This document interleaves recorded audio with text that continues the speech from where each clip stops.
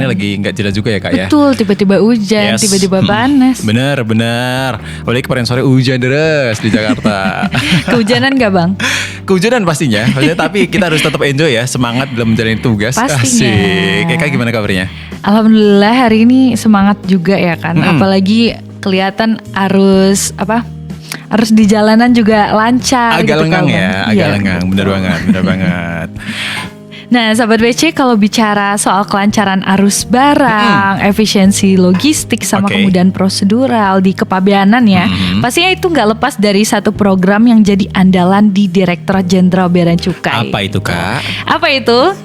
Ya, itu adalah AEO, Sahabat BC, atau Authorized Economic Operator. Bener banget. Nah, mungkin Sahabat BC nih Bang ya, pernah dengar istilah ini nih berseliweran. Iya, mungkin ada yang pernah dengar, ada juga yang belum kali ya Kak ya. Betul. Nah, jadi sebenarnya AEO itu apa sih gitu? Kenapa ya banyak perusahaan pengen dapat status ini? Nah, pastinya Sahabat BC di siaran kali ini kita akan kupas tuntas nih. Tuntas banget. Tuntas banget gitu. Karena pastinya udah kehadiran dengan narasumber yang memang udah kredibel ya Bang ya. Ini ahlinya ahli nih Kak. Ahli. Nah, karena nih ternyata Sahabat BC, AEO ini bukan cuma soal pengakuan semata nih, tapi juga soal reputasi internasional, keamanan rantai pasok, dan juga benefit yang bisa membantu bisnis dari perusahaan itu jadi lebih cepat, Bener. lebih aman, lebih Bener dipercaya ya Bang. Tapi ya? kayaknya nggak asik kalau kita ngobrol cuma berdua ya Kak ya. Betul. Kita udah menghadirkan Kang Didin Saifuddin. Yeay, telah hadir bersama kita. Beliau adalah kepala seksi pengembangan program prioritas di Direktorat Teknis Kepabeanan. Selamat pagi Kang. Selamat pagi Mbak Eka, Mas Bangkit. Assalamualaikum warahmatullahi wabarakatuh. Para pemirsa Sahabat BC yang tentunya berbahagia. Amin. Waalaikumsalam warahmatullahi wabarakatuh. Gimana kabarnya pagi ini Kang?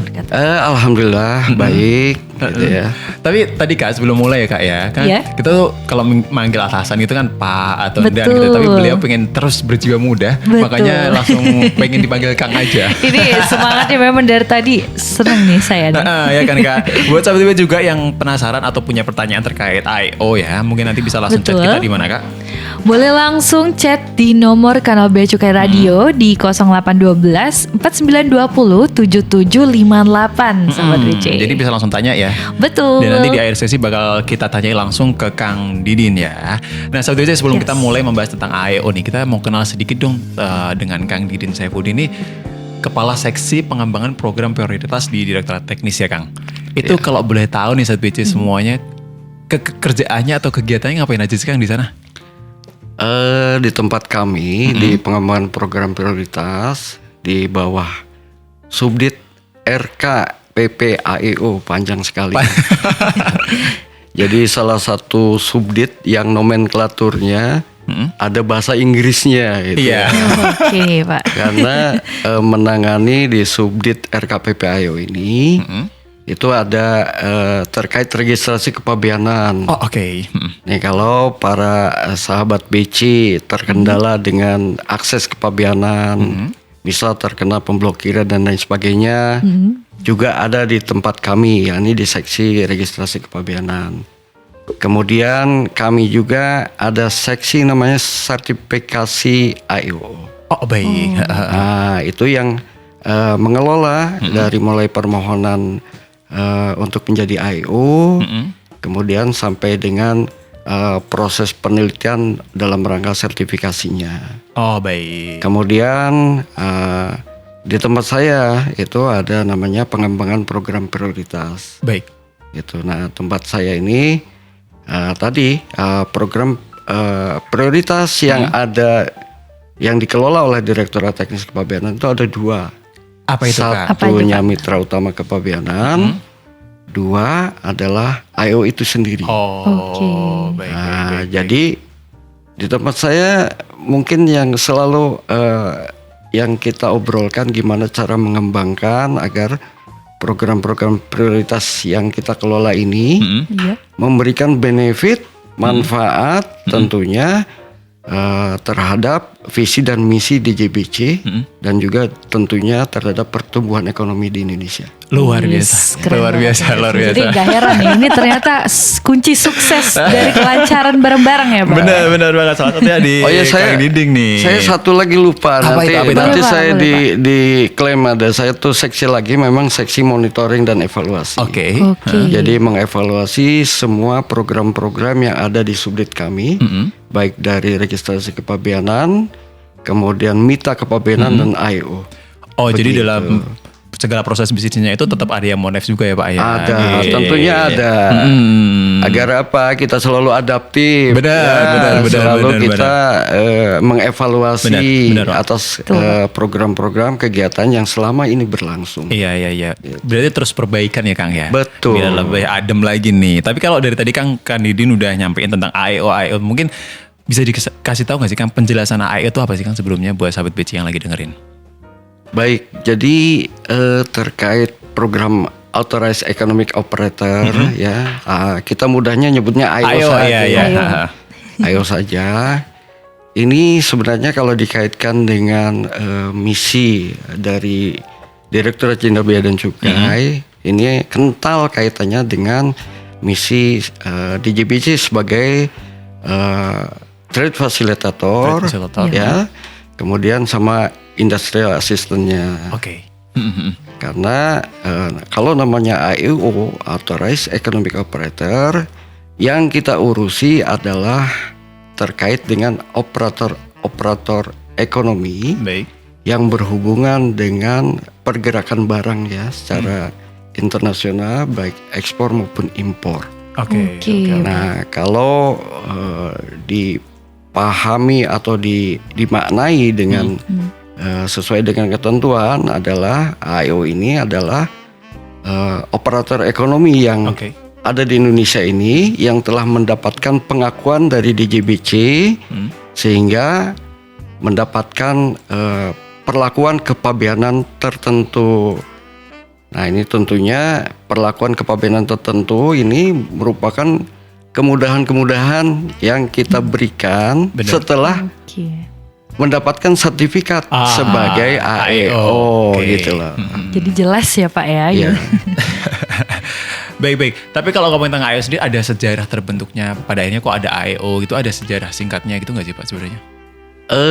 Memang pengelolaan AEO ini itu tidak terlepas dari mungkin kita flashback ke belakang Boleh, ya, kita ingat boleh. kembali ke belakang dulu ada peristiwa ya namanya terkenal dengan peristiwa 9/11 9/11 benar. ya, di mana ada kejadian diklaim oleh Amerika sebagai kejadian teroris waktu itu. Iya Pak. Ada pesawat yang nabrak Nabrak gedung. gedung pencakar langit atau apa ya di sana. Kemudian Amerika menyikapi bahwa ini terkait dengan pergerakan barang atau logistik ini tidak boleh didomplengi atau ditumpangi oleh aktivitas atau penyusupan dari rencana-rencana teroris sehingga waktu itu memang sebagai role model Amerika itu diperlukan adanya jaminan keamanan atas rantai pasok pergerakan barang. Oke.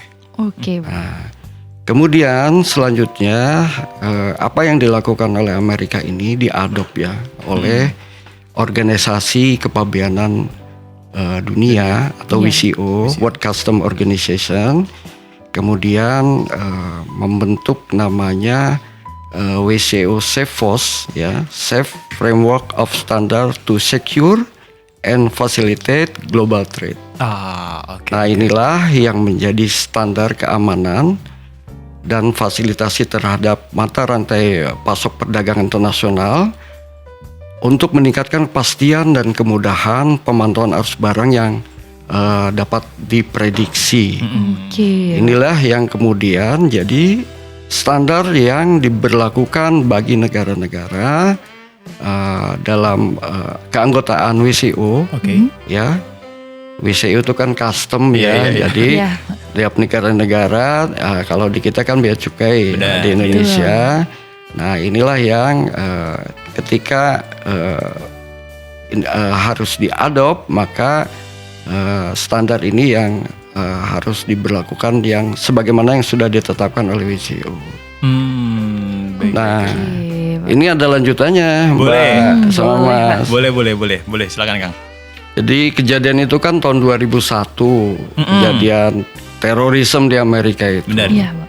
Kemudian Indonesia dengan berbagai macam pertimbangan pentingnya untuk menstandarisasi juga di Indonesia.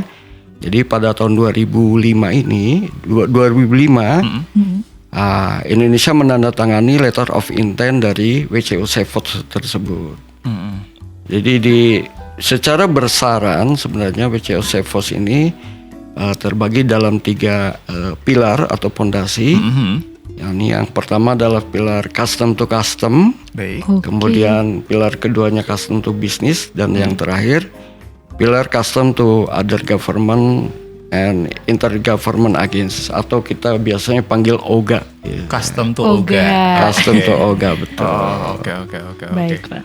Oh, berarti ini sebuah AEO ini sebuah program yang diadaptasi dari Amerika tadi Pak ya, karena ada kejadian untuk sekuritas sebuah transaksi global kayak gitu Pak. Iya. Jadinya gitu ya. Betul ya, Oh, oke. Nah, kalau AEO sendiri nih Pak, pihak-pihak yang bisa dapat sertifikat atau predikat AEO sendiri itu siapa sih Pak sebenarnya? Nah, ini. Nah, ini jadi gini, Mas sama Mbak ya. Baik. Penamaan AEO itu sendiri sebenarnya itu beragam di negara-negara yang juga mengadop CEFOS ini. Baik. Gitu ya. Kalau mungkin kita ke Australia mengenal ada namanya ATT, Australian Trusted Trader. Iya, Pak. Kalau di Singapura ada STP Plus, Secure Trade Partnership. Kemudian ada juga di Kanada Partners in Protection. Amerika sendiri CityPet gitu ya. Di kita memang AEO Indonesia. AEO gitu ya. Indonesia. AEO Oh, oke. Indonesia. Kemudian tadi ya, kalau tadi pertanyaannya pelaku logistiknya siapa saja gitu Iya. ya. Kalau kita mengenal tadi ya, pelaku logistik ini sebenarnya pelaku yang terkait dengan pergerakan barang ini. Baik. Oke. Ya, kalau kita lihat pelaku logistik atau operator ekonomi ini seperti manufacturer, ada eksportir, importir, bisa juga PPJK, Iya. bisa juga pengangkut ya, sarana pengangkut, atau juga pihak-pihak lain yang terkait dengan fungsi-fungsi rantai pasokan logistik secara global. Misal gini, ada juga misal pelabuhan, TPS, gitu ya, dan juga pelaku logistik yang lainnya. Oh, berarti setiap pihak ini bisa lah Pak ngajuin ke Bea Cukai ya untuk mendapatkan sertifikat AEO itu AEO bisa ya? Bisa, ya? tidak hanya harus sebagai importir eksportir Import-eksportir saja. ya, benar-benar. Jadi itu harus tadi distandarisasi bahwa pelaku tersebut juga harus aware terhadap keamanan rantai pasok. Pasok ya, rantai pasok pergerakan barang ini harus dinyatakan aman. Begitu. Iya. Baik.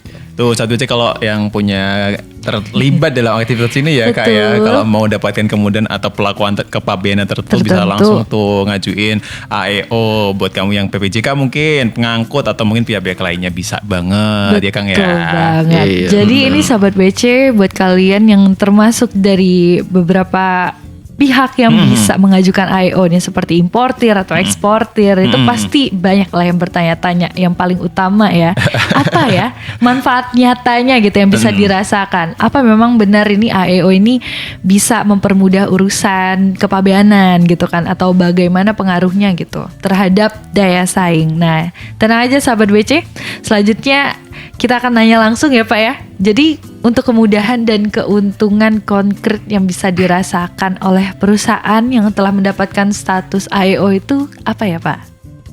Baik, tentunya setelah dinyatakan aman melalui beberapa macam persyaratan CEFOS tadi ya, lantas setelah dinyatakan aman ini apa selanjutnya? Nah, selanjutnya tentunya kita bicara terkait benefit-benefit gitu ya.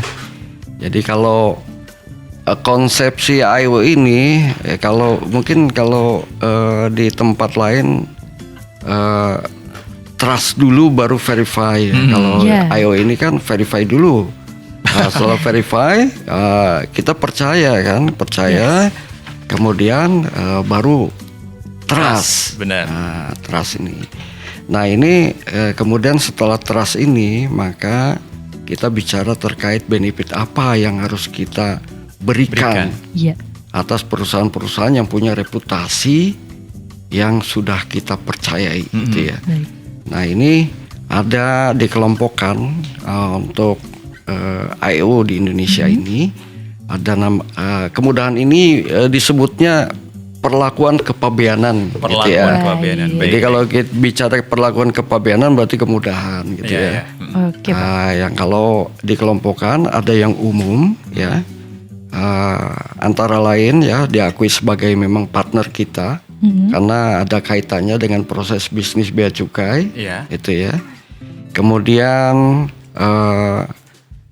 terhadap perusahaan yang sudah disertifikasi IO ini, kita akan berikan layanan client manager.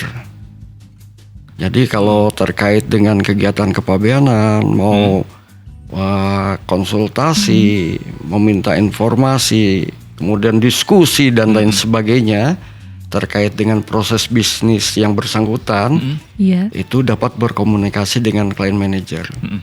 Ini sebagaimana sahabat BC ketahui, ini client manager ini levelnya setingkat seksi. Kepala seksi, Pak? Ya, setingkat kepala seksi.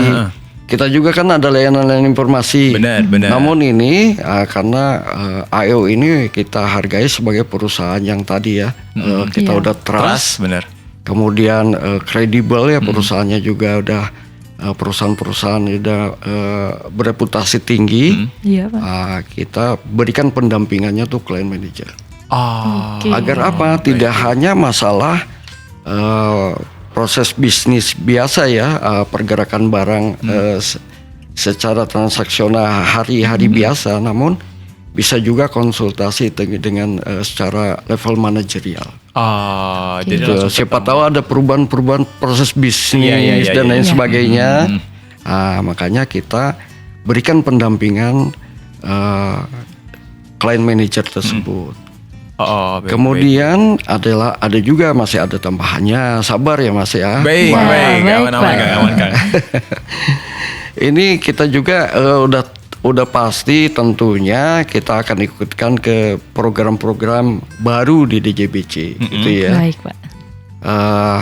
Ada nanti mungkin ya saya sampaikan program-program apa saja. Misal ada program dalam rangka piloting ya, program-program baru biasanya kami ikut sertakan mereka. Termasuk nanti yang akan kita kenal MRA ya, Mutual Recognition Arrangement gitu ya. Pasti mereka akan kita libatkan, akan kita ikut sertakan dan kita informasikan sejak awal gitu ya. Kemudian kita juga terhadap kegiatan kepabeanan untuk perusahaan IO ini akan kita layani ya, kita layani juga di luar jam-jam kerja kantor pabean yang sudah ditetapkan. Oh, bisa nih Pak, berarti di luar jam kerja pun tetap dapat layanan ini ya Pak ya? Bisa, karena ini adalah program prioritas kita. Iya. Kepentingan mereka itu berkomunikasi sama kita menjadi prioritas untuk kita layani. Luar biasa, luar biasa. Oh, karena mungkin pergerakan laju barang pun 24 jam ya Kang. Jadi kapanpun konsultasi itu tetap dilayani kayak gitu ya? Betul Mas Bangkit. Betul.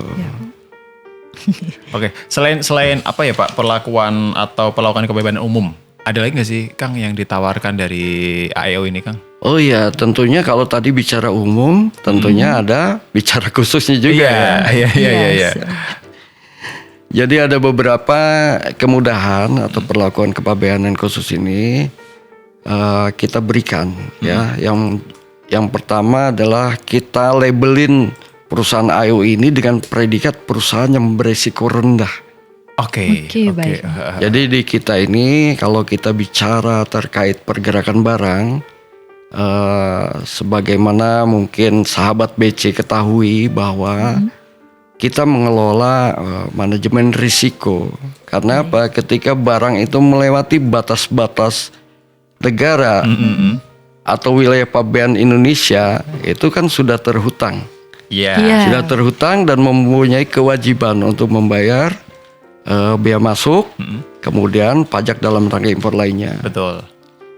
Dan atas barang tersebut diwajibkan untuk dilakukan pemeriksaan, baik fisik maupun dokumen. Nah, inilah kita mengelola namanya manajemen risiko. Dan untuk perusahaan AEO ini sudah kita labelin sebagai perusahaan yang berisiko rendah. Berisiko rendah. Oke. Itu. Nah, ini manajemen risiko ini memudahkan kita untuk memfilter, membedakan mana sih yang jadi concern pengawasan kita, mana yang sudah bukan tidak ya. Risiko itu pasti ada. Pasti ada. Pasti Betul, ada. Kang. Bukan tidak, tapi lebih trustnya lebih besar betul. Nah, selain itu yang tadi saya sampaikan ketika bicara terkait dengan manajemen risiko kita, termasuk terkait dengan pemeriksaan ya, baik dokumen maupun fisik. Untuk perusahaan AEO ini akan diberikan pemeriksaan dokumen dan fisik yang relatif sedikit. Oke. Kemudian banyak hal sebenarnya, misal untuk perusahaan AEO ini juga akan diberikan penyederhanaan prosedur-prosedur kepabeanan. Ini tentunya yang dituangkan di ketentuan-ketentuan kepabeanan. Sudah pasti akan kita usulkan kemudahan yang membuat prosedur ini lebih mudah, tidak ada duplikasi, karena tadi sudah berisiko rendah gitu ya. Kemudian terkait layanan tadi udah disampaikan.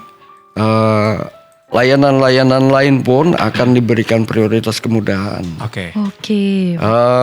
Di beberapa tempat yang memang volumenya mungkin tinggi ya, kecuali kayak di kantor-kantor pabean yang memang volumenya sedikit gitu ya. Kalau di tempat-tempat yang kantor pabean yang volumenya tinggi itu udah disediakan loket-loket khusus.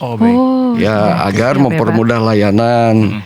Kemudian juga diberikan kemudahan sebagai sebagai sebenarnya kreativitas atau inovasi kepala kantor di kantor pabean yang melayani langsung ya, kantor pabean itu diberikan kemudahan atau tadi ya bentuknya inovasi yang secara ketentuan mungkin tidak diatur, tapi diberikan ketentuan secara lebih sifatnya lokal dalam rangka kelancaran, kemudahan pengeluaran pemasukan barang ke kawasan pabean gitu ya.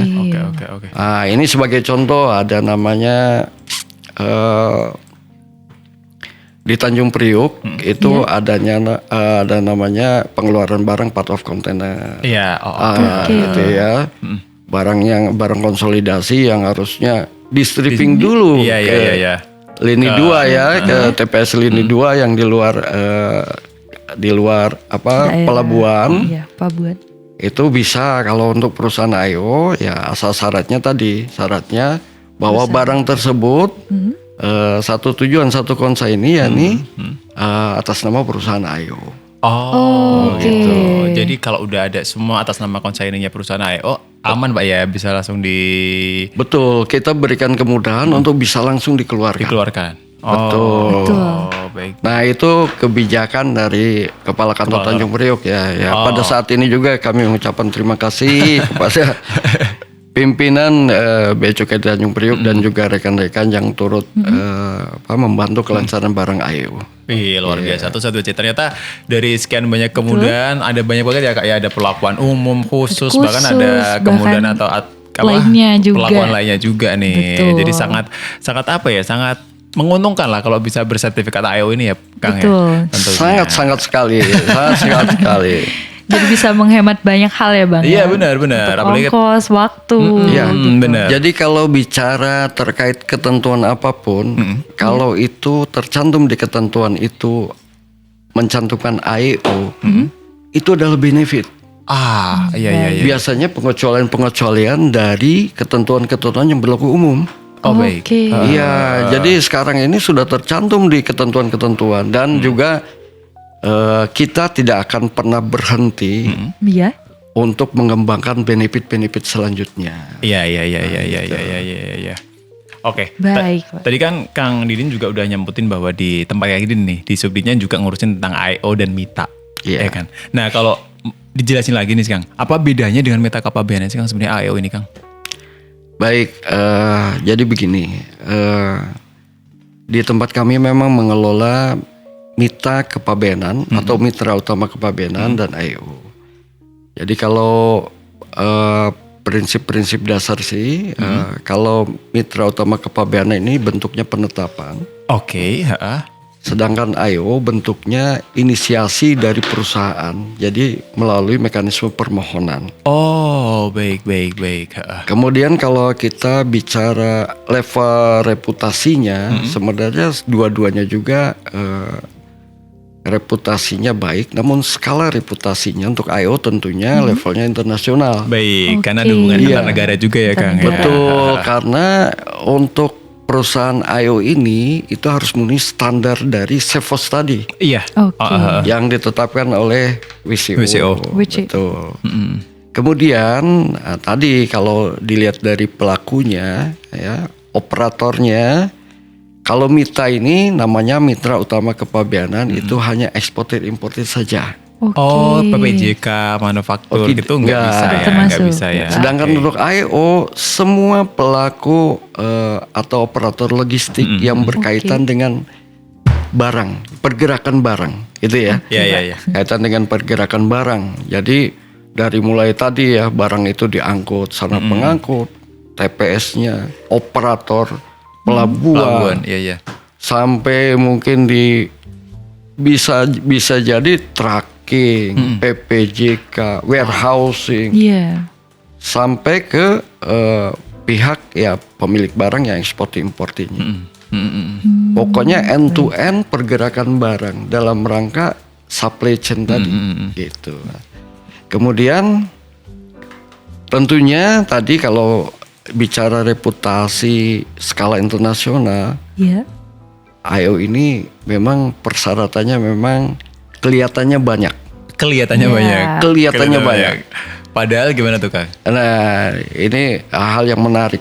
Sebenarnya persyaratan-persyaratan AEO ini sebenarnya persyaratan yang di internal perusahaan ada sebenarnya. Ada semua harusnya ya Oke. Kang. Ada. Ah. Karena gini, konsepsi AEO itu sendiri sebenarnya kita percaya karena apa? Perusahaan dengan persyaratan-persyaratan yang ada ini, perusahaan sudah kita percayai untuk mengelola risiko-risiko. Oke, Oke. iya. Ya, untuk mengelola risiko-risiko. Nah, untuk persyaratan-persyaratannya ini sebenarnya ada yang persyaratan umum misalnya, Ya. ada untuk yang AEO ini persyaratan umum. Ya, persyaratan umum ini kan persyaratan yang lumrah sebenarnya ya. Iya. Persyaratannya tidak melakukan tindakan pidana. Pastinya. Pasti. Pasti Siapa ya. yang percaya Iya, kalau iya. perusahaannya mungkin secara kasus pidana korporasi ya. melakukan Iya, Kak. pidana gitu ya. Baik kepabeanan, perpajakan ataupun pidana yang lainnya ya. Baik. Iya. Kemudian terkait pengelolaan keuangan. Jadi perusahaan sudah dilakukan audit oleh kantor akuntan publik Oke. Oke, baik. gitu ya. Kemudian dalam kurun waktu 2 tahun ya kalau kita bicara persyaratan. Baik. MITA pun sebenarnya sama kalau dalam hal ini. Namun di AEO ini ada relaksasi sebenarnya. Ada kelonggaran ya Kang. Lebih kelonggaran untuk jenis usaha IKM, IKM. industri atau usaha kecil dan menengah. Oke. Iya. Jadi cukup tetap harus diaudit oleh akuntan publik. Iya. Cuma levelnya kalau yang lain WTP, Iya. wajib tanpa pengecualian, kalau IKM WDP.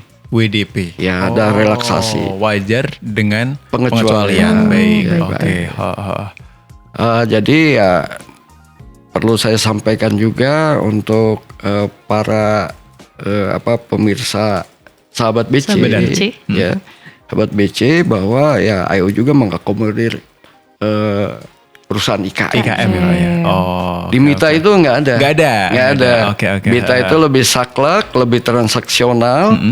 Jadi kalau syaratnya A ya A gitu ya. Oke. Nah, kemudian di IO ini juga ada persyaratan yang khusus gitu ya. Kepatuhan harus patuh terhadap ketentuan kepabeanan, ketentuan perpajakan, dan juga ketentuan yang terkait. Ya. Baik. Di Mita juga sama, sebenarnya sama di Mita, gitu ya. Kemudian, nah ini ada yang disebut persyaratan khusus. Jadi tidak hanya memenuhi syarat, tapi harus memenuhi kondisi tertentu kalau IO. Karena apa?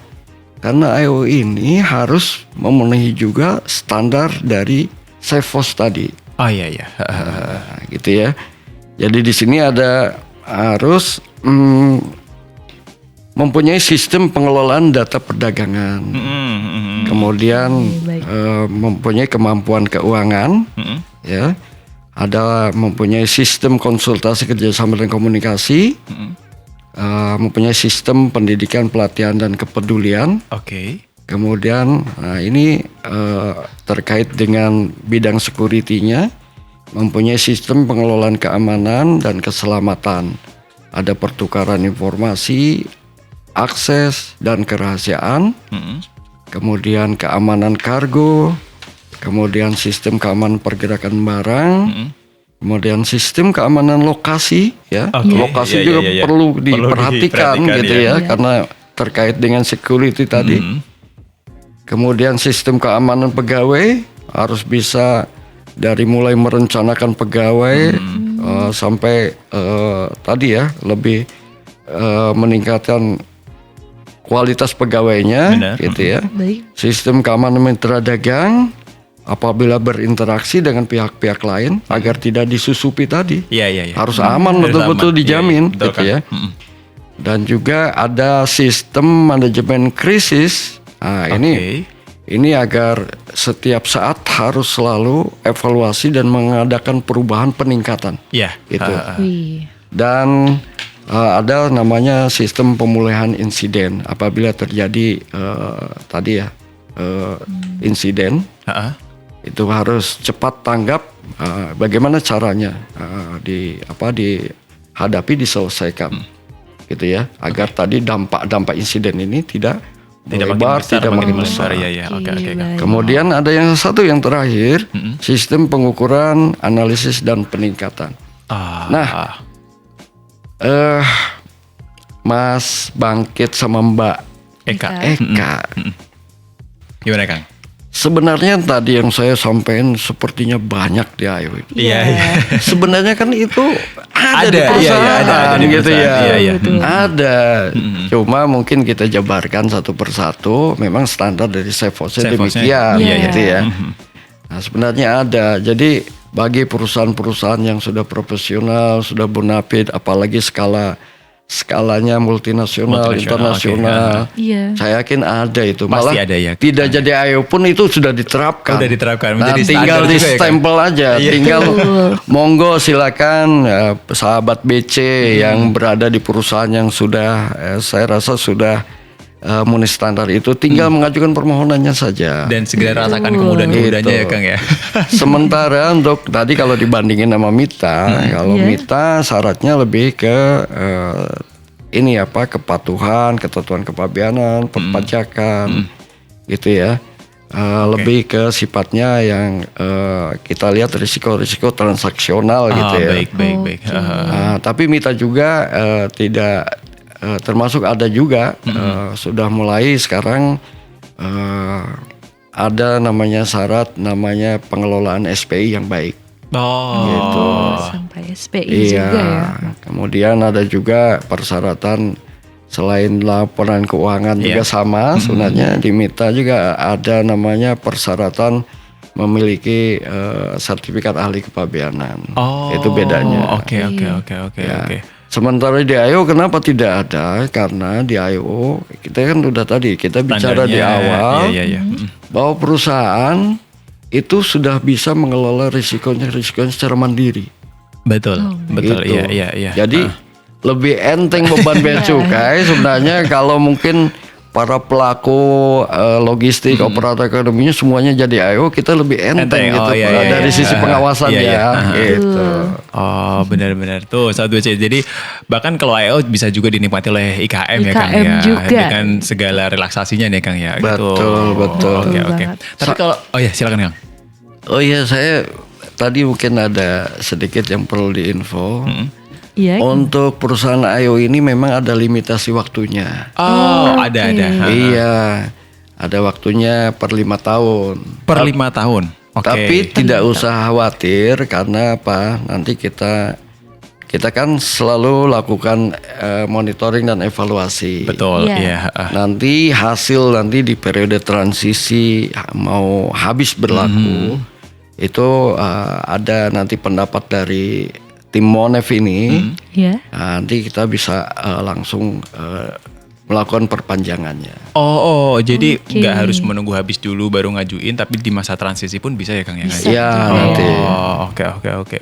Tapi kalau ngajuin ulang nih Kang, nyambut lagi nih Kang, yang tadi Kang Didin sampaikan.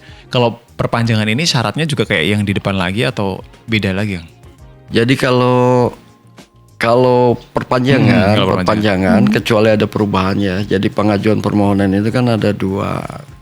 Ada yang permohonan karena kalau perpanjangan selama syarat kondisinya tidak berubah, ya tetap kan datanya kan ada di kita sama gitu aja. ya. Kecuali ada perubahan, makanya penting ketika mau ada perpanjangan itu dilakukan evaluasi oleh tim kami, tim Monef, agar melihat lagi syarat ketentuannya itu terpenuhi apa tidak. Oke, tuh Sahabat BC. Jadi masa berlakunya pun ada tapi bisa diperpanjang ya Kang ya. Betul. Jadi tenang aja nih buat para perusahaan yang sekarang sudah bersertifikat AEO nih. Nanti bisa diperpanjang lagi sertifikatnya atau predikat ini ya Kak ya. Betul banget nih Sahabat BC. Dan tetap pantengin ya siaran kita karena pastinya akan banyak informasi-informasi lagi nih. Tapi sebelum itu, untuk selanjutnya nih Pak, kita jadi penasaran juga ya Kang ya. Untuk perkembangan jumlah perusahaan yang telah mendapatkan status AEO sendiri sampai tahun 2025 itu bagaimana? Nah, ini sebenarnya pertanyaan yang bagus sekali. Sebenarnya ini tantangan buat kita sendiri. Nah, dengan kemudahan, dengan tadi kita mengakses perusahaan tujuannya untuk apa gitu ya. Iya. Harusnya ini menjadi suatu daya tarik gitu ya. Betul. Harusnya ya Kang. Harusnya jadi suatu daya tarik. Saya juga terima kasih kepada Kanal BC yang juga sudah mensiarkan ini ya. Mensiarkan karena memang mungkin belum bisa nyampe informasi terkait AEO ini ke semua pelosok tanah air Indonesia gitu ya. Ya salah satunya melalui radio ini ya saya ucapkan terima kasih juga. Jadi semenjak kita mengelola AEO itu sebagaimana dari awal sampai dengan lahirnya PMK 137 tahun 2023 ya ketentuan yang terakhirnya gitu ya. Ini kita saat ini ada 173 perusahaan yang sudah kita sertifikasi. Oke. Jadi sertifikat ini diterbitkan oleh Direktur Jenderal. Baik. Iya gitu ya. Ini terdiri dari 173 ini ada 147 eksportir importir. Iya. Dan 26-nya adalah logistik service provider. Oke. Tadi ya ada tracking, bisa BPJK gitu ya, kecuali eksportir importir gitu. Iya. Nah, ini tentunya sebenarnya tantangan. Jadi, tapi trennya untuk beberapa tahun sampai saat ini terus meningkat. Terus meningkat, Kang, ya. gitu. Dari tahun ke tahun terakhir ini meningkat. Namun memang harusnya sih lebih masif lagi ya. Harapannya. Iya. Harapannya mungkin bisa 200-300 gitu ya. Iya. Kalau dibandingkan dengan negara-negara lain, perusahaan IO itu luar biasa untuk negara-negara yang sudah maju ya. Iya. Wah, kita memang untuk level ASEAN ya kurang lebih saja gitu ya untuk level ASEAN. Tapi kalau untuk lihat negara-negara yang sudah maju gitu ya, perdagangannya, tingkat perdagangan yang tinggi, perusahaan IO-nya sangat banyak. Karena mungkin mereka udah tahu apa benefit-benefit yang didapat ya Kang. Pada akhirnya mereka mendaftarkan diri kan untuk mendapatkan sertifikat ini kan. Betul. Karena sebenarnya untuk mendapatkan sertifikat IO ini tidak ada pungutan biaya apapun. Tuh, satu sih. Free ya Kang ya. Iya, betul. Memang ada proses, tapi prosesnya itu bukan proses berbiaya ya, gitu ya. Jadi menurut saya ini suatu kesempatan bagi perusahaan-perusahaan untuk silakan bergabung dengan kami ya. Iya. Terus satu BC banyak hal yang ditawarkan ya Kak ya dengan bersertifikat AEO. Tapi saatnya jangan kemana-mana, kita mau bahas masih banyak hal lagi tentang AEO bersama Kang Didin, bersama Bagit dan Eka. Kita break dulu deh sebentar. Boleh, guys? Kanal BC Radio. Jadikan bea cukai makin baik. Yes, Jam Rawan balik lagi masih bareng Bangkit, Eka dan Kang Didin. Masih bahas tentang AEO dan seputarnya ya Kak ya. Betul banget. Kami ucapkan selamat datang untuk sahabat BC yang baru bergabung. Bener mungkin banget. Ya kan? Buat kamu-kamu juga yang mau nanya-nanya tentang AEO ke Kang Didin, langsung bisa chat kita di 081249207758. Nanti bakal kita langsung tanyain ke Kang Didin. Kebetulan banget nih Kak ya, ada pertanyaan yang masuk Kak ya. Betul. Dari sahabat BC ini. Kang Didin izin saya langsung tanyain ya Kang ya. Boleh, silakan. Nah, jadi ada pertanyaan nih Kang yang masuk. Kalau manfaatnya memprioritaskan kepentingan dunia usaha dan kelancaran arus barang, kenapa program ini tidak mengarahkan semua perusahaan mendapatkan AEO gitu? Nah, apakah fasilitas ini inklusif atau hanya cocok untuk perusahaan tertentu saja? Dan pertanyaan kedua nih Kang, menurut narasumber perusahaan biasanya gagal persyaratan di bagian apa? Terima kasih. Silakan Kang. Baik, terima kasih, pertanyaan yang bagus sebenarnya ya. Karena tadi juga saya sampaikan harapan kita, sebenarnya harapan bea cukai, harapan Indonesia. Kita berharap perusahaan-perusahaan semuanya idealnya masuk jadi AEO semua. Harusnya ya Kang ya. Ya. Jadi ada pertama terkait dengan jadi kalau perusahaan terkait dengan AEO ini, ini adalah harus ada inisiatif dari pihak perusahaan atau pelaku logistik. Baik. Karena harus dengan permohonan. Dengan permohonan itu baru beberapa nanti ada persyaratannya. Kita adakan penelitian secara besarannya sebenarnya ada 3 kalau untuk menjadi AEO. Yang pertama jelas ini harus yang bersangkutan yang mengajukan permohonan. Gitu ya. Jadi tadi kalau dibilangnya kenapa nggak ditetapkan aja jadi AEO semua gitu. Ya memang harus ada harus mengajukan permohonan. Kemudian secara besaran sebenarnya ada 3. Satu penelitian administrasi. Terkait dengan tadi ya persyaratan-persyaratannya tadi.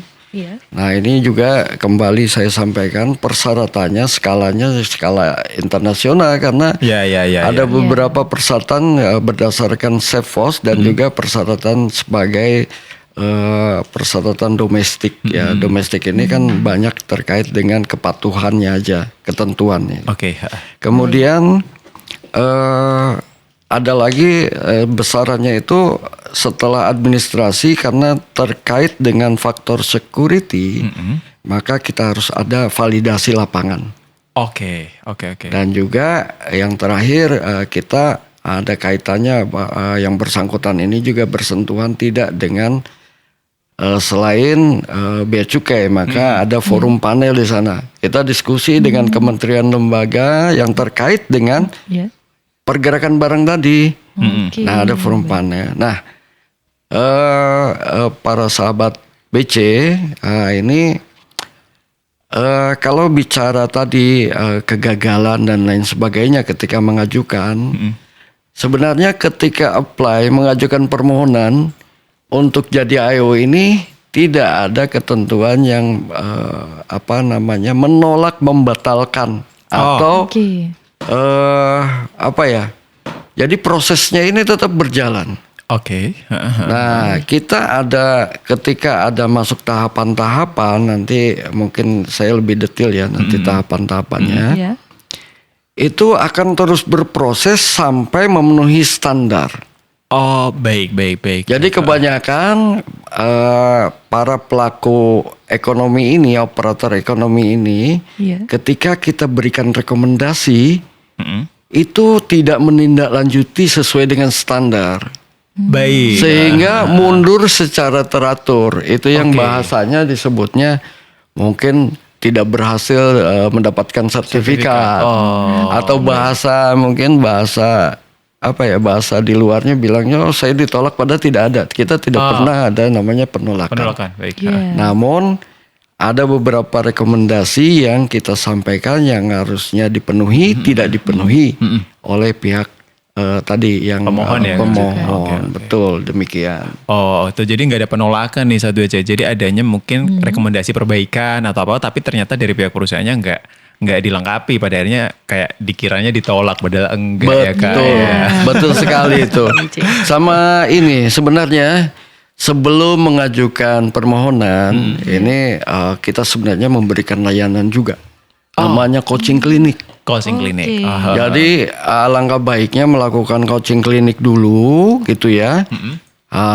Setelah firm memahami betul, kemudian lihat kondisi di internal perusahaannya sudah memang betul-betul memenuhi. Oke. Agar mulus tahapan dari tadi, tahapan dalam proses sertifikasi, Iya. maka dipastiin dulu mengenai persyaratan saat coaching klinik. Oke.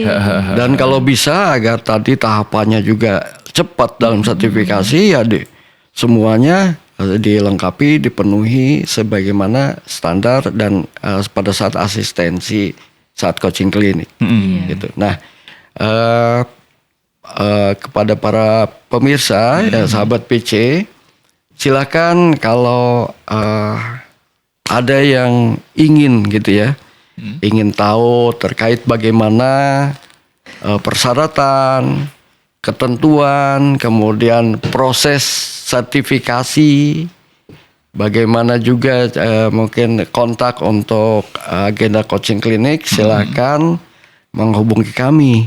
Bisa silakan ada di 021 475 3412, ini direct call ya.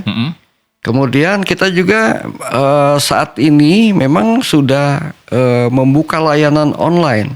Oh, oke, baik itu juga dalam hal permohonan, ada perubahan. Nah, kita komunikasinya sudah secara online di indonesia.aeoonline.com.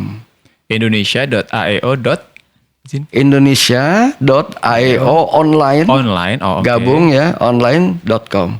.com. Oh, itu satu aja buat para pelaku usaha nih ataupun yang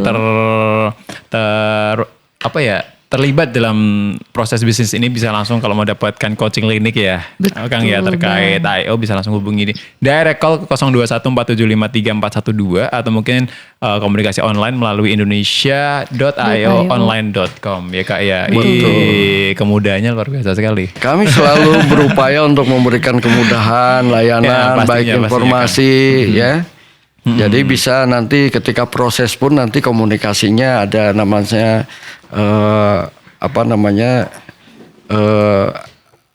arahan, saran dan lain sebagainya melalui bisa dicek prosesnya melalui tadi ya layanan online tadi ya. Oke, baik Kang. Betul banget tuh. Jadi itu sih ya sahabat BC, kalau udah tahu nih syaratnya apa aja, terus sudah ada coaching klinik juga, Bener. sudah tahu juga manfaatnya apa aja. Jadi kapan lagi nih?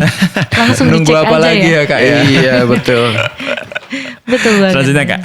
Nah untuk next nih Pak, itu Kang, bagaimana sih alur proses bisnis AEO dan juga syarat-syaratnya nih?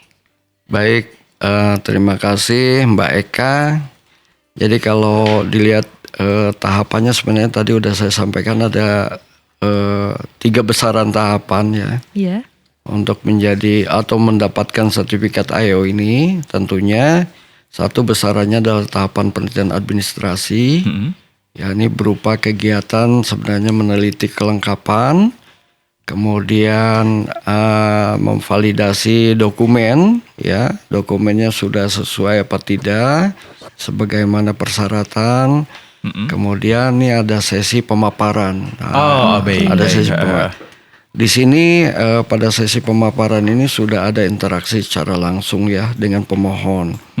Kemudian besaran yang kedua adalah adanya kegiatan validasi lapangan. Oke. Nah, sebenarnya kita akomodir juga di ketentuan bahwa kegiatan validasi lapangan ini bisa lebih fleksibel, artinya tidak hanya harus secara fisik, namun Datang gitu Pak ya? Iya betul. Bukan tidak harus ya, bisa fisik atau juga kegiatannya juga online. Jadi bisa baik. juga hybrid ya, hybrid ya, dan atau ya, hybrid. Namun kami akan melihat karena ini bicara tentang security-nya. Nah, titik-titik mana saja tidak sama setiap operator. Jadi memang harus kita lihat secara langsung, secara fisik, gitu ya. Sebagai contoh mungkin ya, kalau kegiatannya kita menitik beratkan memang posisi barang, kan tadi kalau rantai pasok tuh end to end ya. Jadi kita lihat misal titik yang penting adalah misal bagaimana kegiatan di perusahaan yang manufaktur itu harus kita lihat warehousingnya dan lain sebagainya. Ya kalau kita lihat hanya mungkin perusahaannya PPJK yang dilihat ya mungkin office-nya aja. Iya benar kan. Nah, kita lihat titik-titik terutama kalau fisik ini lebih ke security-nya, levelnya seperti apa gitu ya. Ada pos security di sana tapi ada security-nya ngopi-ngopi tapi tingkat keamanannya tidak diperhatikan gitu kan. Nah, itu kita punya standar-standar level tertentu untuk bisa sebagai standar tadi ya, standar yang ditetapkan oleh Safeforce tadi. Oke. Kemudian yang terakhir itu sebenarnya ini bagian dari implementasi dari OGA gitu ya. Kita juga sudah bersinergi, berkolaborasi dengan kementerian atau lembaga terkait dalam rangka sertifikasi AEO ini melalui forum panel. Oh, jadi ada forum panel. Jadi misal gini, misal ada perusahaan itu misal makanan minuman ya, produknya gitu ya. Pada saat forum panel ini, setelah rangkaian itu selesai di rangkaian akhir ini, akan kita undang. Jadi pada forum panel ini kita yang mempresentasikan kepada kementerian lembaga. Ini kami ini punya sedang memproses perusahaan untuk dijadikan AEO. Ini produknya ini, gitu ya. Nah, kita minta pendapat, misal tadi perusahaan makanan minuman, kita minta pendapat ke Badan POM misalnya, gitu ya. Ditanya bagaimana kredibilitas perusahaan ini di tempat Bapak Ibu atau di BPOM, gitu. Ternyata, ini perusahaan reputasinya bagus, baik, nggak ada masalah, tidak ada kendala. Nah, ketika masih ada catatan-catatan, ini akan menjadi pertimbangan untuk diperbaiki lebih dulu. Diperbaiki lebih dulu ya Kang. Ya, hubungan baik, mungkin ada ketidakpatuhan, ada lain-lain sebagainya, atau ada persyaratan di kita lengkap, di sana tidak lengkap, misal diperbaiki dulu. Kita dorong perbaiki dulu. Namun, misal karena informasinya terbatas, ternyata dari kementerian atau lembaga ini tidak memberikan rekomendasi apapun, maka sebenarnya kita sendiri yang punya kuasa untuk bisa mensertifikasi apa tidak. Oke. Pendapat kita, sebenarnya pendapatnya di kita, gitu ya. Baik. Nah ini juga kenapa demikian, agar perusahaan yang kita sertifikasi menjadi AEO ini betul-betul komprehensif, karena AEO ini tidak hanya milik bea cukai, Benar. Iya. milik Indonesia ini. Iya. Ini milik Indonesia. Ya, kita bicara dengan tadi juga dari mulai awal kenapa dibentuk juga udah dari pemerintah RI ya. Iya. Kemudian diturunkan demikian. Ini udah milik Indonesia gitu. Baik. Oh, oke. Oh, jadi itu tadi ya Kang ya, kalau mau permohonan baru bisa ada 2 tahapan ya Kang. Ada 3 tahapan dan ada penilaian juga nggak Kang? Assessment gitu. Ya memang ini sangat kuat sekali ya. Kalau hanya administrasi kan hanya lihat dokumen-dokumen dan lain sebagainya. Iya Kang. Validasi lapangan memang mencocokkan gitu ya, forum panel juga. Itu kan besarannya aja. Nah kalau penilaian asesmennya memang kita berupaya secara holistik ya, menyeluruh ya, dilihat terutama terkait dengan potensi risiko terhadap pemenuhan kondisi dan persyaratan. Ada beberapa kondisi-kondisi yang perlu pertimbangan yang tentunya tidak tiap operator ini ya, pertimbangan kita tentunya tidak sama tadi ya. Udah saya sampaikan tentunya beda importir eksportir, kemudian operator lain misal hanya sebagai tadi entah tracking PPJK atau kita juga ada pembeda dengan tadi IKM gitu ya. IKM tentunya treatmentnya juga beda juga ya Kang. Beda, Iya. betul. Nah kalau tadi mungkin agar para sahabat BC juga lebih paham terkait tahapannya ya. Tadi kalau bicara tadi sertifikasi mungkin perlu saya jelaskan ya tahapannya ya. Boleh banget Kang. Kalau boleh ya. Boleh banget Kang, boleh banget, silakan. Jadi ketika pemohon ini udah submit dokumen, sebenarnya bisa secara online atau bisa juga secara fisik ya, artinya mengajukan permohonan secara fisik juga bisa. Itu kami akan melakukan tentunya pengecekan dokumen pemenuhan persyaratan tadi. Oke. Ya. Kemudian nanti akan kita lihat, kita validasi ini terpenuhi apa tidak. Jadi kalau tidak terpenuhi tidak akan masuk ke tahap berikutnya. Oke. Di tahap ini kalau terpenuhi baru lanjut ya Kang berarti. Ya betul gitu ya. Nah ini kalau dia pengajuannya online, kita ada janji layanan juga. Itu 2 hari itu kita harus memberikan keputusan. 2 hari ya Kang? Iya. Oke. Baik. Kecuali kalau manual kita ada janji layanannya 3 hari. Kenapa demikian? Karena kan secara kedinasan kan ada pergerakan suratnya, permohonan ini gitu ya. Itu kan perlu waktu juga gitu ya. Nah kemudian setelah itu dilalui, tahapan berikutnya adalah permintaan pemaparan. Nah pemaparan ini terkait sistem pengendalian internal berupa SOP ya. Dan ini janji layanannya sekitar 30 hari. 30 hari ya Kang. Ya. Ini di sini sudah mulai interaksi antara pihak pemohon dengan kita.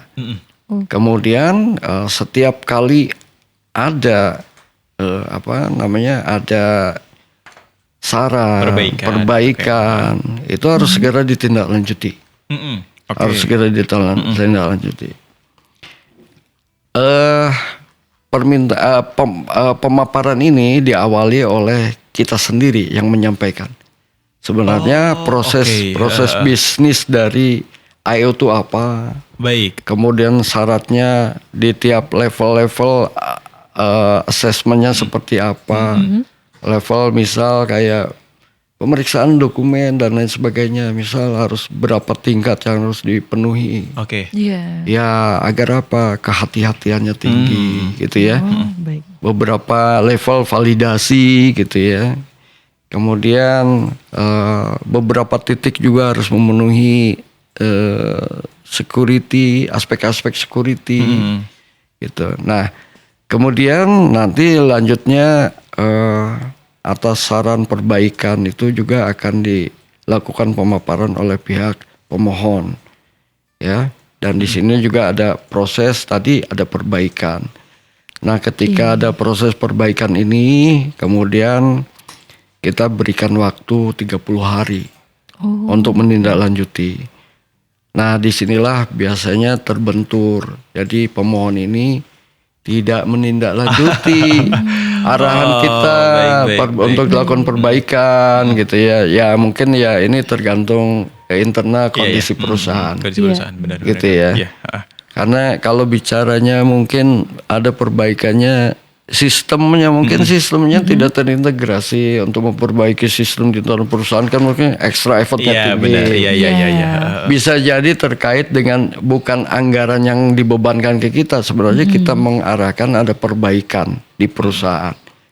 Itu kan ada juga mungkin terkait dengan biaya-biaya yang perusahaan mungkin tidak bisa menyanggupi. Iya. Gitu ya. Nah, kemudian kalau lebih dari 30 hari bagaimana gitu. Sebenarnya kita masih ada relaksasi. Sampai berapa lama, Kang? Nah, kita tambah 30 hari lagi. Bisa Tapi ditambah 30 hari lagi. Tapi harus ada alasan jelas ya. Oh iya. Mengajukan permohonan untuk perpanjangannya, prosesnya. Itu boleh-boleh saja, kita lebih fleksibel sebenarnya tadi. Nah, setelah tadi berinteraksinya online. Nah, kemudian baru setelah kita yakini, baru kita buktikan secara fisik. Kita lihat apa yang dipaparkan, apa yang disampaikan, baik dokumen maupun statement mereka, itu akan kita cek kebenaran fisiknya. Oke. Gitu ya. Nah, dalam rangka tadi baru masuk ke area tahapan validasi lapangan. Oh, baru yang tadi ke lapangan buat ngecek itu ya. Betul. Oke. Ya, kemudian di situ akan kita lihat, cek juga di sana ada mungkin barangkali ada rekomendasi lagi karena kita selalu akan hati-hati. Kita berikan rekomendasi. Nah, setelah kita cek fisiknya, nah akan kita berikan juga waktu perbaikan terhadap rekomendasi kita. Ya, tindak lanjutnya tuh cukup panjang sebenarnya 6 bulan. Panjang banget ya, Kang, ya hitungannya kalau Rentangnya panjang ya. gitu ya. Silakan perbaiki. Bukan berarti nunggu 6 bulan baru kita proses, bukan.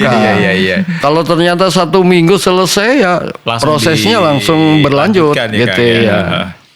Nah, setelah selesai rentang waktu 6 bulan, nah ini juga mungkin ada perusahaan-perusahaan yang atau pemohon yang mungkin menyerah gitu ya. Lewat 6 bulan nggak ada informasi apapun gitu ya.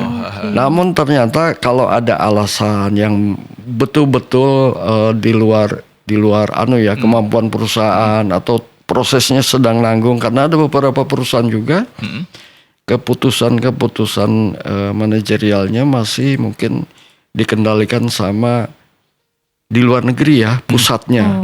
Mungkin gitu ya. Oh, baik. Iya, seperti itu. Ada juga demikian. Jadi menunggu keputusan pimpinannya di luar, misal gitu. Nah, kita juga beri relaksasi lagi 3 bulan. Bisa ya, Kang? Bisa.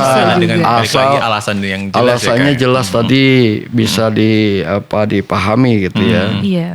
Nah, setelah itu selesai semua, barulah yang tadi saya sampaikan masuk ke tahapan forum panel. Oh, bersama Oke. AKL. Jadi udah forum panel ini udah finishing aja. Baik. Nah, forum panel ini tadi saya sampaikan bukan perusahaan yang melakukan pemaparan, kita yang melakukan pemaparan, terutama para validator tadi yang ngecek dari mulai dokumen, kemudian yang melihat ke lapangan. Nah, validator ini mempresentasikan ke kementerian lembaga terkait. atau pihak-pihak terkait. Oke. Gitu. Baik. Baru setelah clear semua udah komprehensif tadi baru kita mengajukan penerbitan sertifikat ke Pak Dirjen. Oh, Wah. jadi saat semua udah selesai, Udah selesai. forum panel forum ya Kang udah Iya. selesai juga, berarti langsung diajukan untuk persetujuan ke Bapak Direktur Jenderal Iya, kayak gitu. betul. Oke. Tapi kalau masa berlakunya sendiri Kang, itu saat contohnya kan tanggal hari ini udah disetujui nih keluar sertifikatnya. Itu hari ini juga langsung bisa berlaku Kang. Ya baik, di kita ini kan sebenarnya ketentuan terkait dengan IO ini, sertifikasi ini, normanya pada saat ditetapkan, itu kan udah ditanda tangan, Iya. kemudian nanti secara internal di sistem kita itu sudah di-update ya, terupdate nanti di sistem kita, gitu ya. Tentunya pengelolanya lah Direktur IKC ya. Iya. Nanti akan diupdate di sistem SKP kita, sistem komputer Komputer pelayanan kita. Otomatis nanti atas perusahaan tersebut sudah menjadi AEO. AEO. Begitu. Oh, baik. Jadi saat udah sertifikat langsung dirubah di sistem bisa langsung berjalan sebagai perusahaan AEO ya Kang. Ya, dan berlakunya itu AEO ini untuk seluruh Indonesia, kegiatan iya. kepabeanan Indonesia, gitu ya. Jadi mau dimanapun kegiatannya tetap bisa ya Kang ya. Betul, Benar. betul. Oke, selanjutnya Kang, kalau ngomongin tentang perkembangan MRA AEO sendiri di Bea Cukai itu seperti apa sih Kang? Mungkin bisa dijelasin ke teman-teman yang lagi dengerin. Baik, MRA AEO ini sebenarnya kalau bicara MRA, MRA ini Mutual Recognition Arrangement, kalau tidak dibarengi belakang dengan AEO itu sebenarnya bentuknya banyak. Iya. Tapi kalau bicara MRA-nya on AEO, nah ini tadi Sefos ini kan ada 3 pilar. Ya. Yang pertama tuh custom to custom. Iya.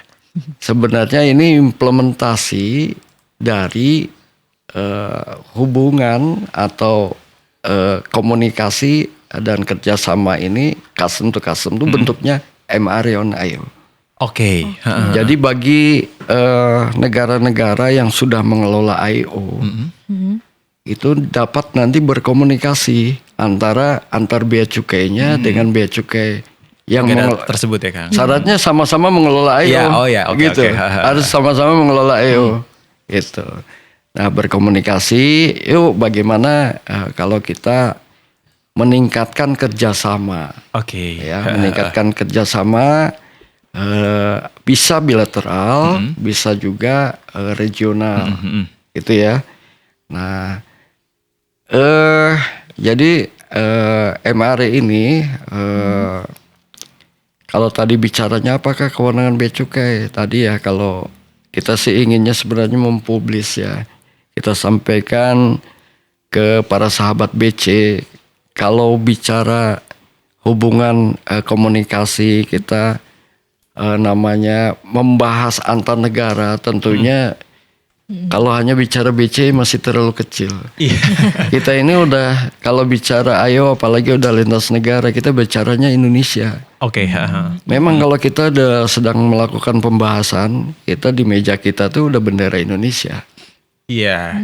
Ya, bukan bendera bea cukainya lagi gitu ya. Kang. Nah, ini MRA AEO ini bentuk dari tadi ya implementasi dari pilar pertama Sefos custom to custom dan juga ini dalam rangka perluasan benefit untuk para eksportir AEO. Karena apa?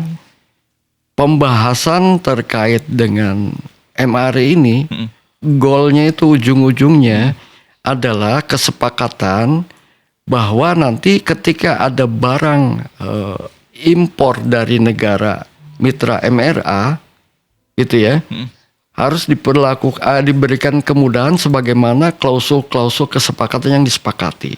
Oke. Jadi misal saya dari Indonesia, Mbak Eka dari dari kalau Palembang masih Indonesia. Singapura lah kan. Dari Singapura gitu ya. Kalau kita udah sepakat secara bilateral, nanti kalau ada barang ekspor dari saya, nanti dari di tempat di negara Mbak Eka diberikan kemudahan, kelancaran arus barangnya juga. Begitupun sebaliknya. Nah, begitu. Jadi salah satu bukti bahwa Bea Cukai juga mendorong kemudahan bagi para eksportir. Tentunya Pak eksportir AEO. Oke. Nah, gitu. Oh, oke Kang. Tapi kalau dari perkembangannya sendiri sih Kang, sampai tahun ini di Kang atau sampai saat ini, ada berapa negara sih Kang yang udah ada mutual sama Indonesia gitu? Baik, sebenarnya sampai saat ini pun kita terus berusaha mengembangkan, menjalin kerjasama dengan custom negara lain yang udah berhasil kita kerjasama dengan mitra kita adalah dengan Korea ya pada tahun 2022. Kemudian kita juga sudah berhasil kerjasama bersepakat dengan customnya Uni Emirat Arab di tahun berikutnya 2023. Kemudian tahun 2024 kita berhasil bersepakat kerjasama dengan customnya Hong Kong. Dan di tahun kemarin di tahun 2024 ini kita sudah berhasil kerjasama MRE dengan regional ASEAN. Se-ASEAN ya Kang? Tidak sebelum semua negara ASEAN, namun sudah ada beberapa negara ya dari mulai Singapura, Malaysia, Brunei, Thailand sama Filipina. Singapura, Malaysia, Brunei dan Filipina. Oke. Jadi memang untuk perkembangan MRA AEO di DJBC sendiri juga sudah di beberapa negara juga ya Pak ya. Sudah, tapi bicaranya malah kalau menurut saya masih kalau sudah kan sepertinya berhenti ya. Iya. Baru. Kita masih terus berupaya ya. Ini di tahun ini sebenarnya kita sedang ada tahapan pembahasan, udah hampir finalisasi sebenarnya. Kita dengan Australia, dengan Australia ini sudah masuk ke tahapan piloting dalam rangka pelaksanaan. Udah piloting, baik. Sedang persiapan piloting. Persiapan piloting. Kita lagi diskusi teknis piloting pelaksanaan MRE-nya ini. Kemudian kita pun sedang masuk ke tahapan negotiation text sebenarnya. Jadi kita lagi bahas teks MRA dengan Jepang. Dengan Jepang. Baik. Gitu. Tapi itu ada targetnya gitu gak sih Kang? Ini bakal rampung atau selesai kapan ya dengan Jepang atau mungkin dengan Australia kayak gitu? Nah ini uniknya gini. Jadi kalau bicara membahas kesepakatan ini antar dua negara, itu beberapa hal yang perlu menjadi pertimbangan, gitu ya. Kalau kita di internal, misalnya di Bea Cukai hanya internal terkait dengan kepentingannya satu, gitu ya. Tapi kan ada pendapat-pendapat. Kalau di antar negara ini kan ada, kita juga harus ada beberapa yang harus kita perhatikan. Misal terkait dengan ada political will-nya, bagaimana sebenarnya dari masing-masing negara punya arah politis sendiri. Masing-masing, Kemudian ada reciprocal, saling ada keseimbangan, saling menguntungkan kedua belah pihak. Kemudian sebenarnya kita juga harus saling menghormati regulasi di masing-masing negara. Walaupun sama-sama kita Bea Cukai, kita custom di sana custom, regulasinya bisa jadi berbeda. Gitu. Nah ini yang unik. Jadi yang terpenting dari kami dan tim, ya kami juga tidak hanya direktorat teknis, kami juga ada direktorat lain dalam tim penyelesaian MR ini. Kami selalu berupaya untuk selalu siap kapanpun diperlukan, kapanpun kesiapan dari negara bersangkutan untuk berkomunikasi diskusi. Ya kami akan selalu siap kapanpun gitu ya. Baik Pak. Jadi kan tadi sudah membahas untuk MRA-IO-nya gitu. Kalau untuk histori atau proses penyusunan suatu MRA-IO sendiri tuh bagaimana Pak? Nah ini termasuk unik juga ya. Misalnya nih contoh sebelum masuk ke tahapan ya. Seperti tadi yang saya sampaikan, jarang yang cepat ya, 1 tahun selesai gitu ya. Gitu ya. Karena di dalam rangka MRA ini ada 4 ya, 4 besaran tahapannya. Yang pertama, jadi sebelum masuk ke tahapan sebenarnya harus ada dasarnya dulu. Kita tidak bisa tiba-tiba ke Mbak Eka yang dari Singapura ini, yuk kita ber-MRA langsung gitu. Enggak. Jadi harus ada dasar-dasar di atasnya. Ada biasanya ada dokumen-dokumen klausul CMEA ya. CMEA, kemudian juga dilanjutkan dengan ketika udah ada menyatakan kalau udah CMEA kan udah ada masuk ke area custom ya. Custom Mutual Administration kan CMEA itu kan. Nah terus ditindaklanjuti biasanya kita bersepakat dulu. Yuk kalau mau masuk ke tahapan MRA buatkan action plan-nya atau work plan-nya, rencana kerjanya lah, rencana aksinya seperti apa, kapan akan dilaksanakan. Nah tadi kalau terkait dengan target biasanya ada di situ. Namun biasanya agak fleksibel, ada juga yang fleksibel, ada yang harus sesuai dengan ketentuan itu. Nah itu udah diantara kedua belah pihak yang bersepakat.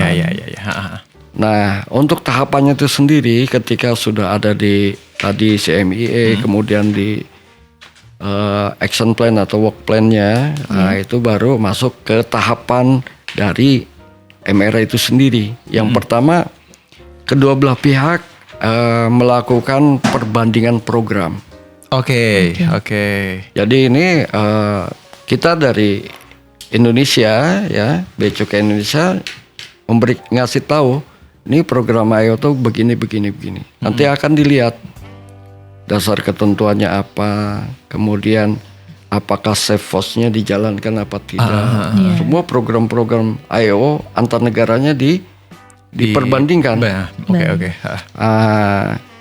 Kemudian apabila ada misal ada gap, ada apa baru dikomunikasikan. Ini kenapa? Kenapa di tempat Anda ada, tempat saya nggak ada? Sering terjadi kan tapi kan? Itu komunikasi dulu. Yang tadi karena kita kan bisa jadi regulasi berbeda. Benar. Ya. Jadi menyesuaikan juga gitu ya. Kemudian ketika sudah clear ya, sudah saling membandingkan saling memahami, mengakui juga. Kemudian masuk ke tahap yang kedua adalah joint validation visit. Jadi sebagaimana tadi pada saat sertifikasi, ini ketika MRA juga ada uji lapangan. Jadi joint validation visit ini cuma berbedanya gini. Kalau GV-nya, ya joint validation visit, GVV-nya itu yang kita memvalidasi, yang divalidasi adalah antar bea cukai. Jadi kalau tadi contohnya Mbak Eka ini di Singapura, saya datang ke Singapura, saya uji Mbak Eka di Singapura. Gimana cara menetapkan mensertifikasi IO di sana.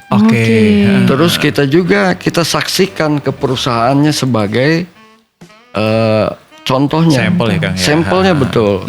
Biasanya kita sepakati dulu. Ada berapa sampel perusahaan. Maunya yang logistik operator atau yang seperti apa. bisa manufacturer, bisa tadi ya service Iya. provider, Iya. logistik service provider. Nah, setelah sepakati nanti kita kunjungi perusahaan, faktanya seperti apa. Oh, Kemudian langsung kita diskusikan kalau ada gap-gap iya, tadi. iya, iya. Nah, kalau itu semua udah clear, udah betul-betul sesuai dengan standar SAFEOS tadi, Ya. kita baru masuk ke tahapan ketiga. Mm-mm. Ini tahapan menyepakati kesepakatan dalam bentuk teks MRA bersama.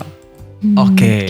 Nah, ini seru juga, tapi sebenarnya teks MRA ini bisa juga secara paralel. Tadi ketika GV pun bisa udah Udah bertukar, saling, iya. saling bertukar ini ya draft. Mm-mm. Ini juga unik, lama gara-gara Oke. satu wording aja bisa diartikan berbeda-beda kan. Iya, gitu. iya, benar-benar kan. Ini unik, nah disepakati gitu ya. Sebagaimana sekarang saat ini kita juga sedang mengajukan atau memberikan counter draft MR dengan Jepang. Oh ya, Ya kan sekarang lagi sedang proses nih. iya. Kita memberikan pendapat. Oh, ini kami setuju. Ini sebaiknya ada di klausul ini ya. Ini sebaiknya dihilangkan, diganti dengan ini. Nah, itu seru ya, di sana. Nah, setelah semua bersepakat ya di klausul itu, di draft itu termasuk apa saja kesepakatan benefit atau perlakuan tertentu ini yang akan diberikan di masing-masing negara. Oke. Ya.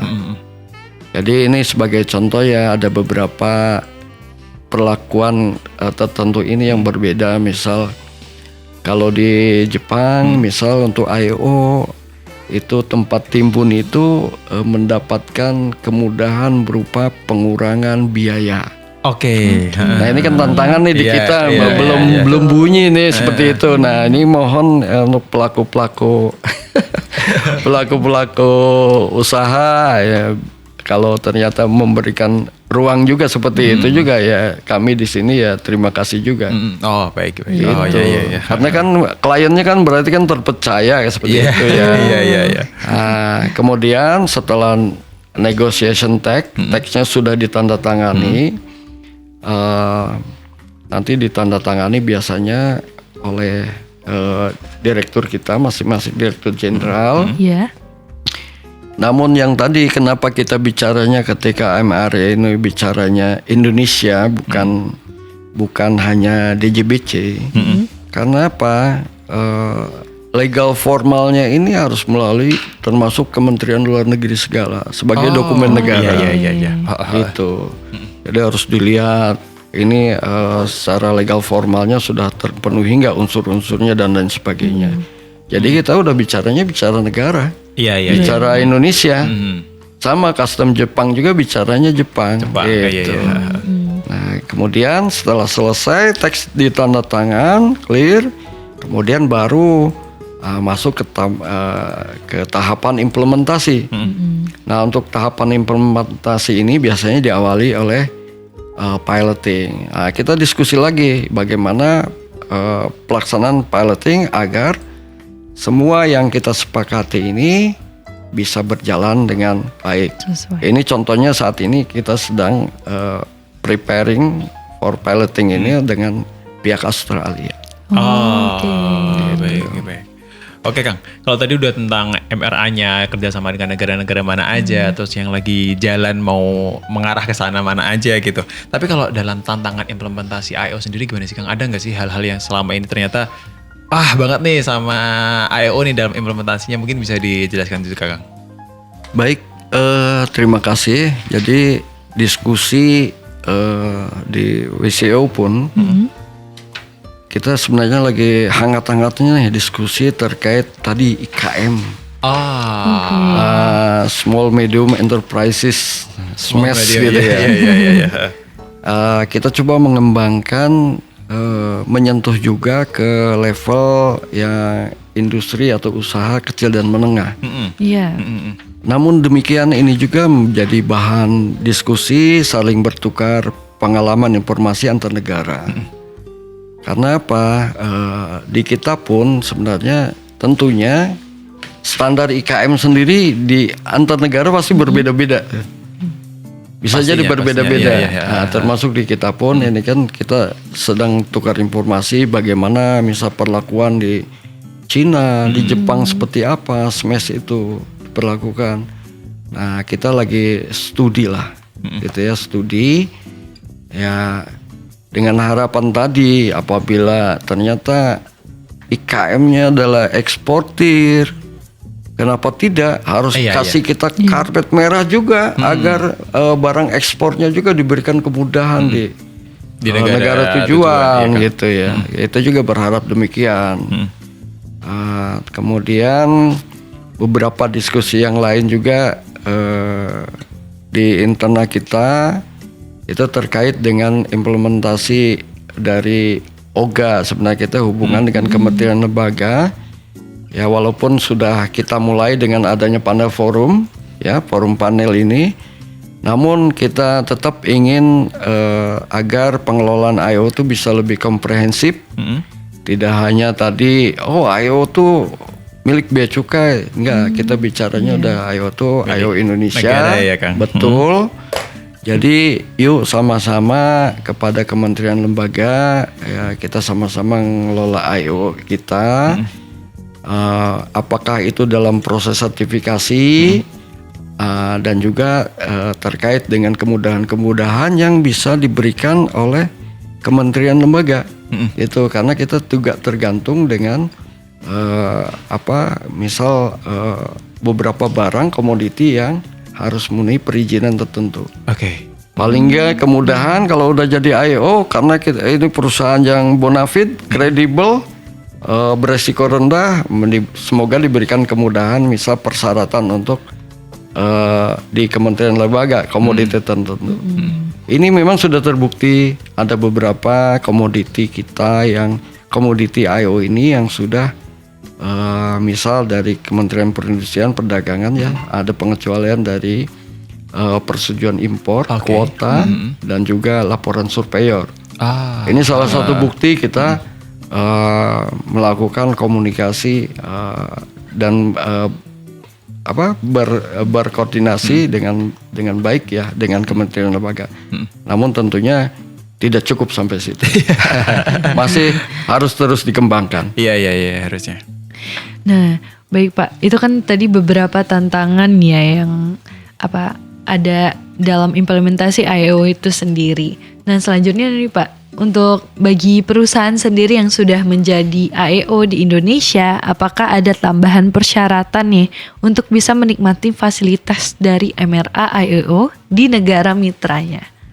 Iya, ketika kalau bicara I/O di negara mitra, Iya.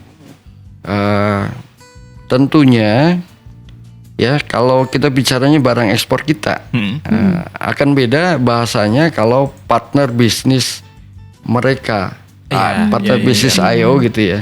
Tapi kalau terkait dengan barang ekspor kita tadi udah saya sampaikan bahwa dengan kita ber-MRA dengan negara mitra, maka negara tujuan dari barang kita atau barang ekspor kita ketika sampai di negara tujuan itu sudah disepakati akan diberikan kemudahan, gitu ya. Sudah akan diberikan kemudahan. Bagaimana caranya? Nah, ini sebenarnya ini koordinasi kita dengan negara mitra MRA kita. Kita sudah bertukar data nih. Kita sudah bertukar data perusahaan I/O. Datanya sama itu akan disubmit, direkam di sistemnya. Jadi misal saya dengan Singapura nih dengan Mbak Eka. Iya. Ketika awal kita sudah menyepakati, kita sudah bertukar data tuh dengan Mbak Eka. Perusahaan saya yang 173 ini. Udah kita kirim ke customnya Singapura. Begitupun custom Singapura mengirim data ke kami. Nah, kami udah langsung diinjek, dimasukkan di CESA. Iya. Jadi ketika nanti ada barang dari Singapura itu perusahaannya I/O terdaftar sebagai I/O ya. Sebagai I/O dikenali, maka langsung di sini diberikan kemudahan karena sudah dikenali di sistem. Manajemen risikonya sudah berubah di sini. Baik. Iya, gitu. Nah, Mungkin itu ya. Untuk sampai saat ini memang kemudahan klausul-klausul tadi karena kita kan namanya bersepakat antar dua negara. Kemudahan ini lebih ke kemudahan prosedural terkait dengan custom clearance-nya. Yeah. Jadi terkait dengan tadi masuk ke manajemen risiko masing-masing negara. Oke. Jadi lebih ke juga di negara tujuan diberikan kecepatan dalam pengeluaran barangnya juga. Demikian. Oh, oke. Jadi tadi ya Kang ya, jadi ada juga harus saling bertukar informasi data juga antara custom to custom ya Kang ya, biar proses custom clearance juga makin lancar juga tentunya. Sama ini mungkin yang perlu diperhatikan terutama bagi sahabat BC eksportir tadi negara-negaranya yang sudah perusahaannya yang sudah mengekspor ke negara yang tadi saya sebutkan ya. Nah itu agar mendapatkan kemudahan di negara tujuan, negara mitra kita. Iya. Nah namanya TIN, Trade Identification Number atau nomor sertifikasi IO, tanggalnya diberikan kepada pembeli di sana. Oke. Jadi di sana nanti ada juga yang harus diterapkan di dokumen impor di tujuan, agar nanti divalidasi di sistem. Oh, baik. Begitupun sama bagi ada pengimpor barang di sini, cek aja si penjualnya ini perusahaan IO apa tidak. Dari negara yang sudah bermitra MRA dengan kita apa tidak. Oke. Nah itu akan divalidasi dari negara asal negaranya, kemudian tadi nomornya akan divalidasi di sistem, akan diberikan kemudahan berdasarkan manajemen risiko di kita juga. Oke, luar biasa banget sahabat BC. Jadi tadi Kang Didin udah nyampein berbagai hal ya Kak ya. Betul. Tentang AEO, tentang kemudahan AEO, tentang syarat-syarat untuk pengajuan AEO, negara-negara yang udah kerjasama dengan Indonesia dalam MRA AEO ini. Sebuah hal yang luar biasa banget nih. Jadi buat teman-teman atau sahabat BC yang lagi dengerin, yang eksportir, importir ataupun berbagai bidang usaha yang ada dalam supply chain produk-produk atau barang-barang di Indonesia bisa langsung daftar atau pengajukan permohonan AEO ya Kak ya. Betul. Simpelnya untuk AEO ini seperti kalau di Shopee itu star seller gitu. Dia udah sertifikasi gitu kan, udah pasti nih. Jadi gampang udah ya, Kak, ya. Lihat AEO, wah udah approve gitu kan. Benar. Karena nggak cuman dari AEO itu sendiri, karena memang dia udah internasional gitu. Diakui di negara-negara lain. Ingat Iya benar. Kang, sebelum menutup sesi kita pada hari ini Kang, ada nggak sih Kang closing statement yang bisa disampaikan buat sahabat BC yang lagi dengerin? Baik, para sahabat BC yang saya hormati, operator ekonomi ini yang telah mendapatkan sertifikasi atau sertifikat AEO di Indonesia ini merupakan perusahaan yang memiliki reputasi yang baik dan beresiko rendah di Indonesia, serta telah diakui dalam skala internasional tentunya sebagai perusahaan yang telah berhasil mengelola rantai pasok logistik global dalam kerangka aman. Dinyatakan berisiko rendah itu karena patuh terhadap ketentuan domestik, baik ketentuan kepabeanan, perpajakan dan ketentuan lain yang berlaku, dan dinyatakan aman karena pihak perusahaan telah dapat mengelola risiko secara internal dengan baik. Dalam mengembangkan AEO di Indonesia ini, DJBC tentunya tidak dapat melakukan sendiri agar dapat menghasilkan hasil yang komprehensif, sehingga diperlukan lebih lagi kerjasama atau sinergi kolaborasi dengan pihak-pihak terkait, baik kementerian, lembaga, dan juga private sector dalam rangka tahapan sertifikasi AEO maupun dalam pengembangan benefit ya perlakuan tertentu terhadap AEO. Dengan adanya MRA AEO ini baik secara bilateral maupun regional, secara tidak langsung menyatakan bahwa Indonesia telah mendapatkan pengakuan sebagai negara yang dapat mengelola rantai pasok global yang aman dari negara mitra MRA, sehingga barang ekspor Indonesia tentunya diberikan kemudahan di negara tujuan, sehingga secara tidak langsung akan juga mengangkat citra baik Indonesia dalam perdagangan internasional. Sehingga melalui acara ini tentunya kami mengajak para operator ekonomi, baik importir, eksportir, operator logistik lainnya untuk segera bergabung menjadi perusahaan I.O. di Indonesia. Minuman biji selasih diberi oleh mertua. Cakep. Terasa nikmat, enak, menyegarkan. Artinya, Nah, terima kasih kepada pemirsa sahabat BC semua.